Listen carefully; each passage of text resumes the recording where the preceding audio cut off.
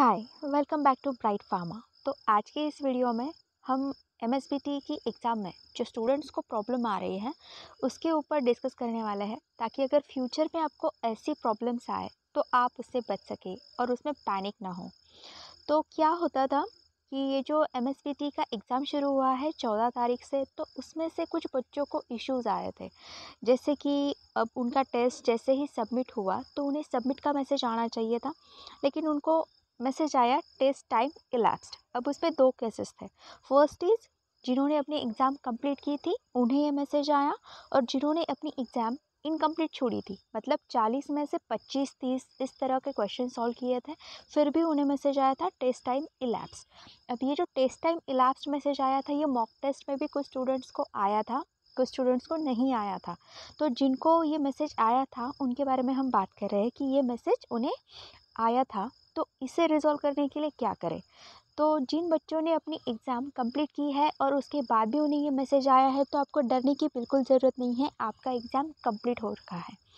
Next scenario है incompleted exam.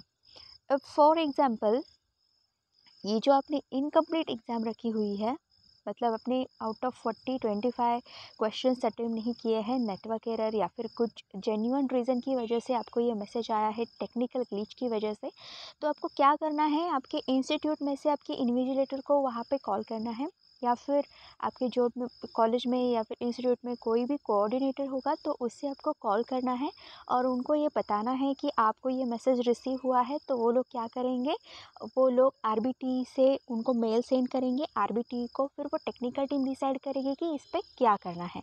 तो आपको बिल्कुल भी पैनिक होने की ज़रूरत नहीं है, आपकी हर एक प्रॉब्लम का सोल्यूशन मिल जाएगा आपको।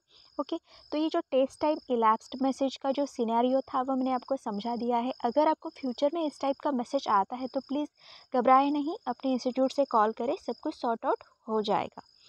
Next is test in progress. जो 14 तारीख को एग्ज़ाम हुए हैं डिप्लोमा इन इंजीनियरिंग, तो उनके स्टूडेंट ने बताया कि जो टेस्ट आपने सबमिट किया है तो वहाँ पे एंड एग्ज़ाम के बाद सबमिशन का मैसेज आना चाहिए। जो सबमिशन का मैसेज उन्हें फ्लैश नहीं हो रहा था अपने टेस्ट पेपर के बाद, उन्हें दिख रहा था टेस्ट इन प्रोग्रेस। तो ये जो टेस्ट इन प्रोग्रेस का मैसेज आता है आपको, तो उसके लिए आपको बिल्कुल भी डरने की ज़रूरत नहीं है, क्योंकि ये जो आपके सिस्टम में जो मैसेजेस शो हो रहे हैं, ये टेक्निकल में थोड़ी सी ग्लिच होने की वजह से हो सकता है, तो टाइम लगता है। इसमें 2 स्लॉट होते हैं आपके एग्ज़ाम का। जो फर्स्ट स्लॉट होता है तो उस पे 1:30 बजे तक आपने एग्ज़ाम कंप्लीट किया है, ये स्टेटस अपडेट हो जाएगा। तुरंत अपडेट नहीं होगा, टेस्ट इन प्रोग्रेस ही बताया जाएगा आपको, लेकिन 1:30 बजे के बाद आपका एग्ज़ाम का कंप्लीटेड स्टेटस वहाँ पे अपडेट हो जाएगा। और अगर आपकी एग्ज़ाम सेकंड स्लॉट में है तो आपको 5:30 बजे तक कंप्लीटेड का स्टेटस वहाँ पे अपडेटेड दिखाई देगा। कोई भी डरने की बात नहीं है, थोड़ी सी लेट अपडेशन होगी लेकिन होगी ज़रूर। Next thing is pen and paper is allow in numerical subject. अब आज जो फार्मास्यूटिक्स 2 का सेकेंड ईयर का फार्मेसी का जो क्वेश्चन पेपर था, तो उसमें से कुछ स्टूडेंट्स को न्यूमेरिकल पूछे गए थे।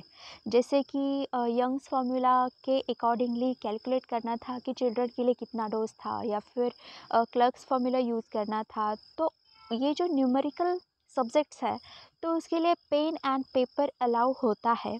अगर आपको वार्निंग्स आ रही है तो प्लीज़ अपने इन्विजिलेटर को कॉल करके बताएं कि यहाँ पे आपको पेन एंड पेपर की ज़रूरत है, आपको उस तरह के क्वेश्चंस पूछे गए हैं।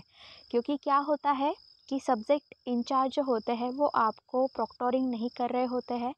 सब्जेक्ट इंचार्ज को पता होता है कि आपके सब्जेक्ट में न्यूमेरिकल है, लेकिन बाकी जो इन्विजिलेटर है, जो प्रॉक्टोर करने वाले हैं, शायद उन्हें ना पता हो कि आपके सब्जेक्ट में न्यूमेरिकल है।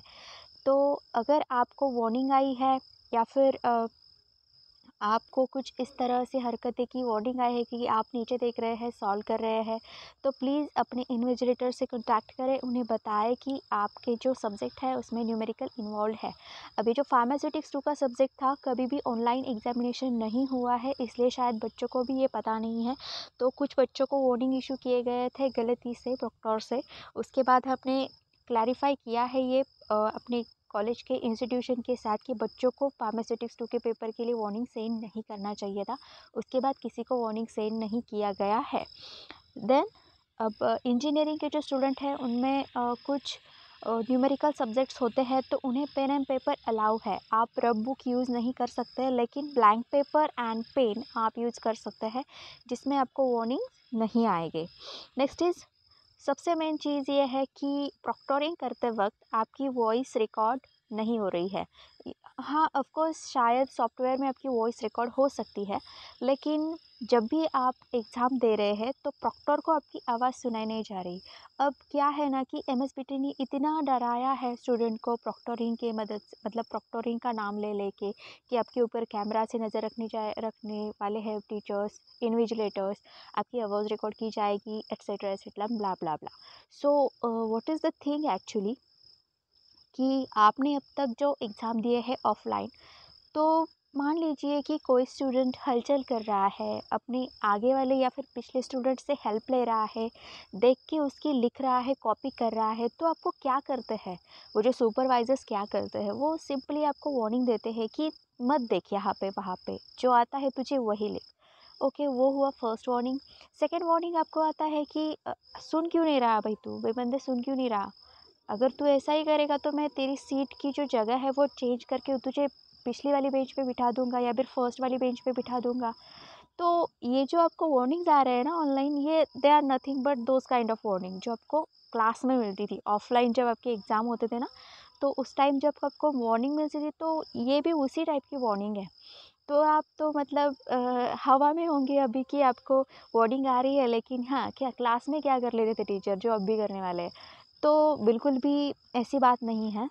एक वार्निंग आ रही है आपको, दूसरी वार्निंग आ गई, तीसरी वार्निंग आ गई, दैट्स ओके, बट 3 से ऊपर वार्निंग जानी चाहिए नहीं, क्योंकि क्या है ना कि फिर आपका नेगेटिव इम्पैक्ट पड़ता है।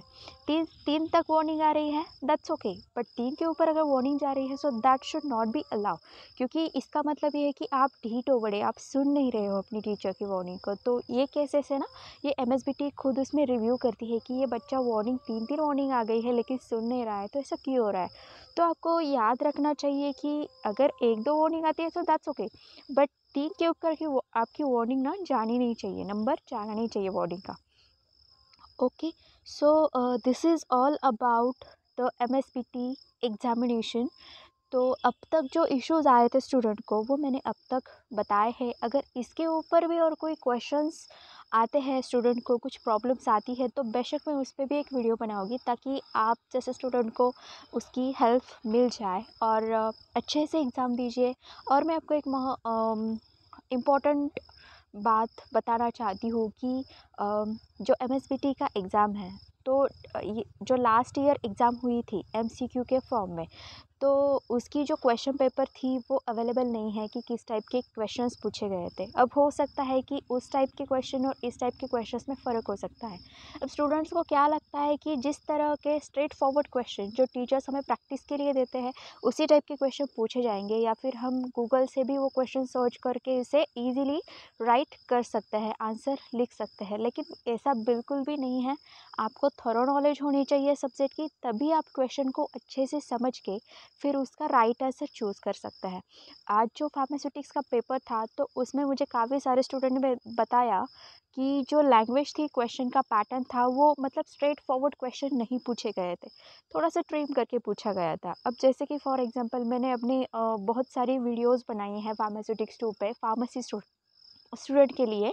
तो मैंने उसमें स्ट्रेट फॉरवर्ड क्वेश्चन पूछे हैं, जैसे कि what are the disadvantages of jellies, what are the advantages of paste, what are the advantages of ointment and what are the advantages of powder. So इस टाइप के जो क्वेश्चन होते हैं वो होते हैं स्ट्रेट फॉरवर्ड क्वेश्चन। और MSBT ने इस टाइम क्या किया, एमएसबीटी ने थोड़ा सा ट्रिम करके क्वेश्चन पूछा, that which of the following statement is not true about jelly, which of the following statement is incorrect about ointment. So इस टाइप के क्वेश्चन हो सकते हैं जो आपको अच्छे से समझने हैं और उसे आंसर करना है, सिंपल। मेन थिंग क्या होती है कि आप कंफ्यूज हो जाते हो, तो आपको बिल्कुल भी कंफ्यूज नहीं होना है। अपना फोकस बिल्कुल क्लियर रखें ताकि आपको एग्जाम में कोई भी दिक्कत ना आए। Rest of the things are very simple and you are also talented guys. So best of luck for your exam.